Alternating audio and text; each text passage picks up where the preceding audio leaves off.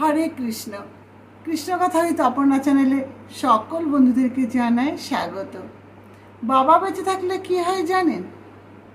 মাথার ওপর ছাদ থাকলে যেমন জল পড়ে না, ঠিক তেমনি বাবা যদি বেঁচে থাকে তাহলে সেই সন্তানের টেনশন কম, চিন্তাও কম। কারণ বাবা হলেন এমন একজন ব্যক্তি, সে সর্বদা চায় তার সন্তানকে রক্ষা করতে, তার সন্তান যেন কখনো বিপদে না পড়ে। তার মতো ভালোবাসা কেউ দিতে পারবে না। তাই আমরা যেমন মাথার উপর ছাদ থাকলে বৃষ্টির হাত থেকে রক্ষা পাই, বৃষ্টি হয়তো হচ্ছে, মাথায় জল পড়ছে না, নিশ্চিন্তে সেই ঘরে বসে আমরা খাওয়া দাওয়া করছি, ঘুমোচ্ছি।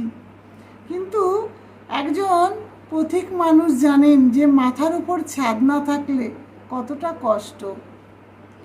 ঠিক তেমনি বাবা যদি বেঁচে থাকেন তাহলে সেই সন্তান অনেক আনন্দের সাথে জীবন কাটাতে পারবে। কিন্তু আমরা অনেক সময় এটা বোঝার চেষ্টা করি না। বাবা মাকে কী ভাবি, বৃদ্ধ হয়ে গেলে বাবা মা, আমরা তখন বাবা মাকে ভাবি বোঝা, কিভাবে ঘাট থেকে বোঝা নামাবো সেই চিন্তায় ব্যস্ত থাকি। যদি দুটো তিনটে ভাই হয় তাহলে আমরা অনেক সময় কী ভাবি, সব ভাইকে সমানভাবে বাবা মাকে দেখতে হবে, আমি কেন একা দেখব। কিন্তু কখনো কি বাবা মায়ের ঋণ শোধ করা যায়? সন্তান যখন ছোট থাকে তখন কিন্তু বাবা মা ভাবে না সন্তানকে না দিয়ে আমরা নিজেরা খাবো, সন্তানের জন্য কেন আমরা কষ্ট পাবো, সন্তান তো বড় হলে আমাদেরকে ভালোবাসবে না, এটা ভাবে না। তারা নিঃস্বার্থভাবে সন্তানকে ভালোবাসে।